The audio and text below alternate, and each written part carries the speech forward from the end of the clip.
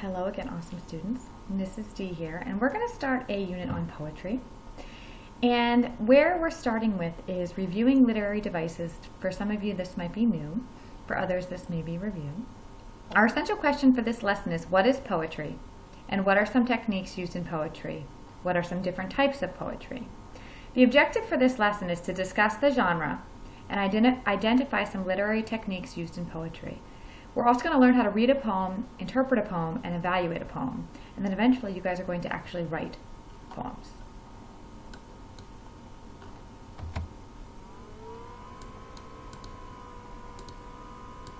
So some literary devices that you may recall are on the board.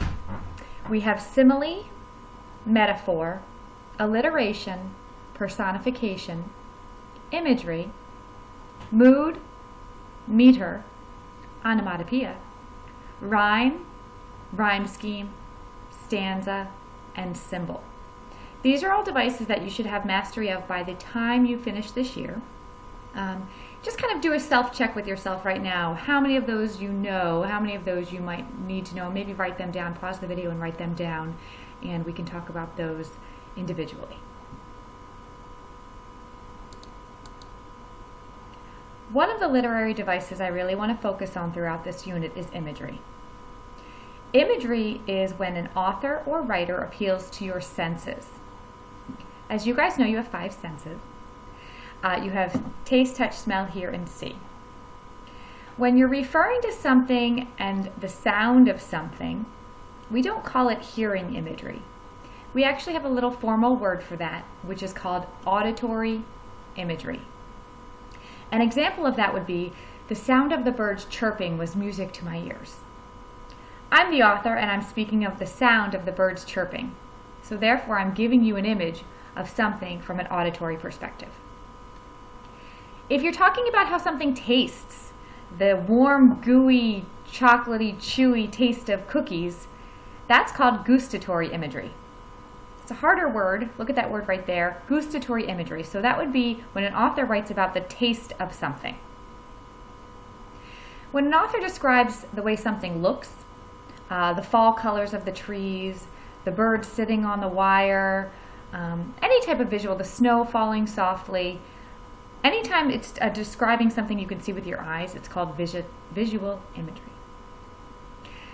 Olfactory imagery, as you could probably guess from this image, is the smell of something. In this case, it's a skunk, which smells horribly, but you can also describe the sweet smell of something wonderful, the flowers in spring. When an author appeals to your sense of smell, the reader, that's called olfactory imagery. And finally, we have something called tactile imagery. I always think of tacky glue, touch, it makes things touch. Tactile imagery is the feel of something. So you're feeling the warm fur of your dog. If you're describing how something feels cold on your skin, that's called tactile imagery. We're going to be using this term throughout the year, not just in poetry, but in all types of literature. You'll see a lot of authors and those really good writers will use lots of imagery to place you right in the midst of what's going on within their novels or writing. So here's an example of a poem by Robert Browning, and it's called Meeting at Night. And I'm going to read this poem to you. And I want you to think about the different literary devices that appear in this poem. The gray sea and the long black land, and the yellow half moon large and low, and the startled little waves that leap in fiery ringlets from their sleep, as I gain the pushing prow and quench its speed in the slushy sand.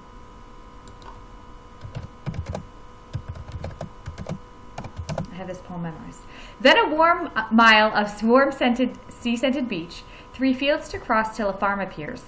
A tap at the pane, a quick sharp scratch, and blue spurt of a lighted match, and a voice less loud through its joys and fears than the 2 hearts beating each to each. This poem is an example of a poem that has lots going on. First thing you want to do with a poem is understand what's going on in it, basic comprehension, what's going on in this poem. Then we can start to analyze it as our second step. But what's going on in this poem? Well, I'm going to model for you how you should attack a poem. The first thing I know about this poem is it has 2 stanzas. This is considered a stanza, and there's a break in between. And then the second part here is considered a stanza. So I know that this poem has 2 stanzas. The next thing I recognize is there seems to be a rhyme scheme. There are words that rhyme, like land and sand and low and prow, that's forced rhyme, and leap and sleep. So there seems to be a pattern that was purposeful for this author. I also see beach and each, appears, fears, and scratch, match. So it looks like the first and last line of every stanza rhyme. The second and fifth lines rhyme, and the third and fourth lines rhyme, and that's repeated in both stanzas. So I have a little respect for Robert Browning because he's obviously did this on purpose. Each stanza has the same amount of lines in it, and the rhyme scheme is the same in both stanzas. Pretty neat. Okay, but what does this poem mean? Let's read it stanza by stanza. The gray sea and the long black land. Okay, I see a gray sea and long black land. Why would land be black? It's probably nighttime. Line 2. And the yellow half moon large and low. Oh yeah, it's nighttime because the moon's out.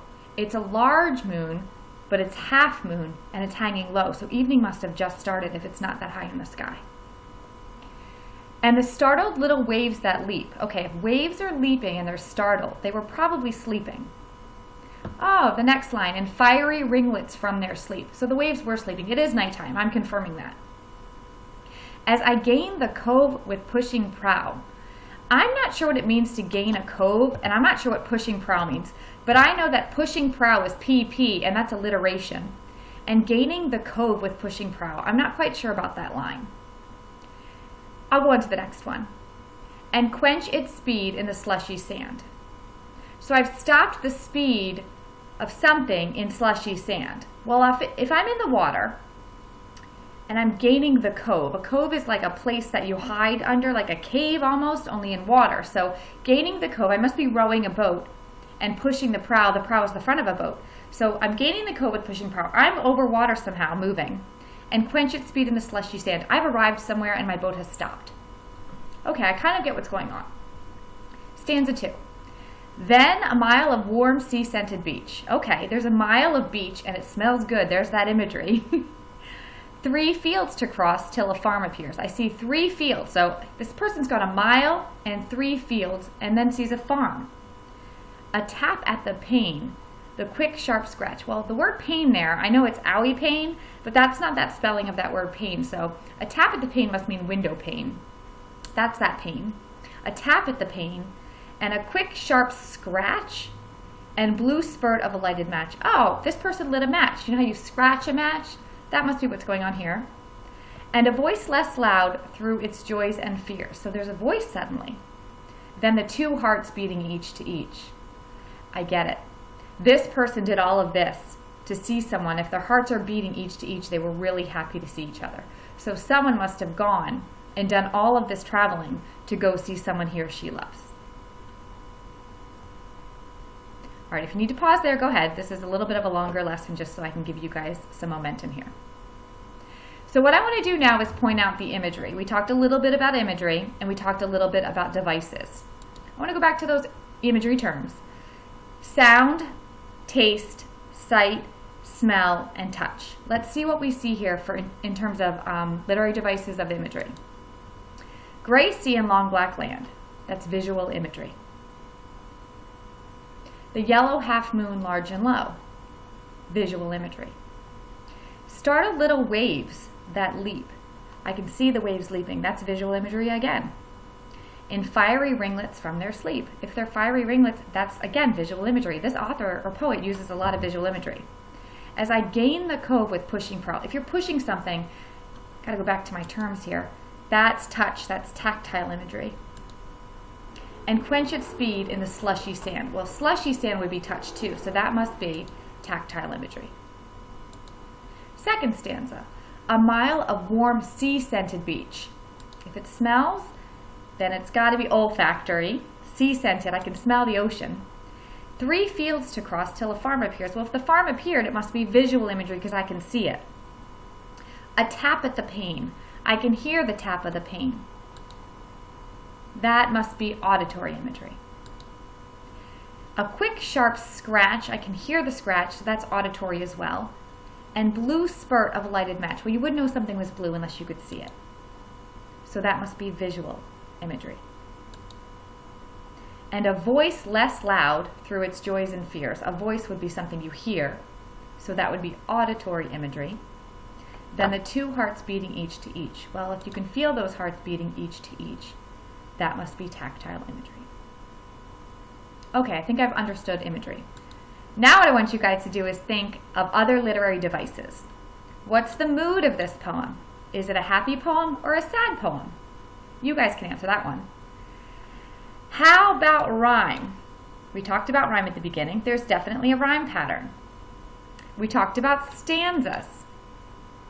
We've talked about imagery. Let's talk about alliteration and personification. Alliteration is the repetition of sounds. I believe we said we saw alliteration with pushing, prow. I don't know that there's any more in here. Oh, I see one. See scented beach. Pushing, prow. I don't know if I see any more. Oh, I do. Large and low. So there's some examples of alliteration in this poem. What about personification? Well, personification is when you give human characteristics to things that aren't living. So does anything in here have human characteristics that generally doesn't have a heart or a system to breathe? I do. The waves that leap from their sleep. Waves don't go to sleep, generally. So when you give human characteristics to things that aren't alive, it's called personification. And that there is an example of personification. So as you guys can see, this poem has a lot of literary devices. It's a wonderfully written poem. It definitely tells a beautiful love story. And it has a lot of literary devices in it. Throughout the quarter, we're going to be exploring some poems. And what I want you to do is model, what I just modeled for you guys is what the expectation would be, where you're taking your literary devices and you're practicing them by identifying them in poems. And we'll get started with lesson 2 after you have an assignment for this lesson, which will be on Robert Frost's, one of his famous poems. Thanks for staying.